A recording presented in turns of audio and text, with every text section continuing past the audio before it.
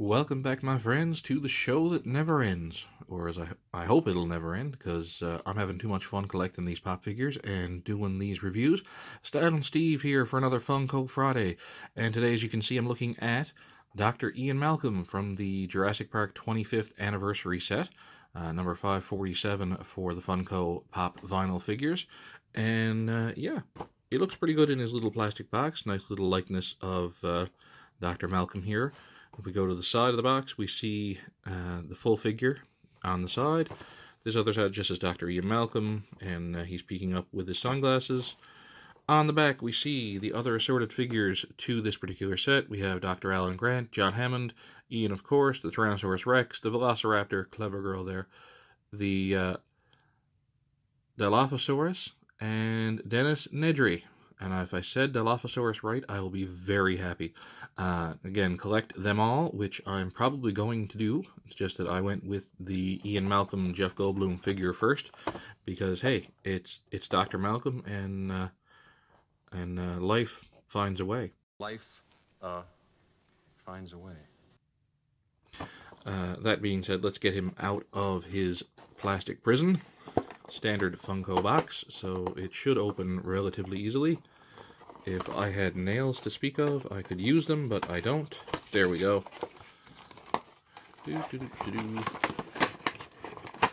Pull out plastic and lay the box to the side. And here we have Dr. Ian Malcolm with his glasses nicely put on, little translucent plastic on the inside of the frames, the wavy hair all the way around. As you can see here, completely slicked back. This was before he got into any trouble on Jurassic Park, or in Jurassic Park. The necklace in the sculpted detail there, buttons on the shirt and the belt buckle. I'm not sure if this is paint slop or a QA problem or QC problem, but there's the gray patches that are here. They may just be where they're supposed to be as part of the suit. Right down to his little boots with the spurs there on them. Is it spurs? Or are they just harnesses the way the boots are made? I'm not 100% sure. Yeah, okay, well there's some missing paint there on the back of his arm. That's definitely a QC problem. And copyright information on the feet, as always. Universal Studios and Funko. And of course, the head does the full Exorcist, which we know already. There's no articulation in the arms because these are the Funko figures. Arms and legs are completely stationary. But we have Dr. Ian Malcolm from Jurassic Park as he first arrived on the island. And now, I would be remiss, Funko would be remiss, because they are the people that have licenses for everything. They have Dr. Ian Malcolm. We as well have, from later in the movie, Dr. Ian Malcolm injured. Yes, we have sexy Jeff Goldblum, as this figure is often referred. We see on this particular box, we see the figure here with the sculpting, his broken leg, Dr. Ian Malcolm vinyl figure, Jurassic Park logo, Dr. Ian Malcolm. We can see more into the window box. On that side, I'm going to knock him over there. Stand up, you scientist, you. We have a shot of the figure on the other side of the box.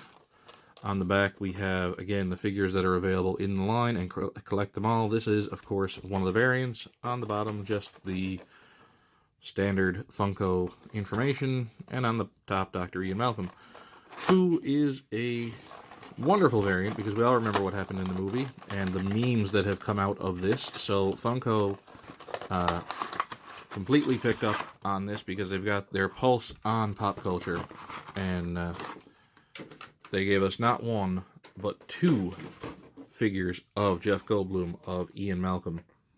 So we have before, and we have after.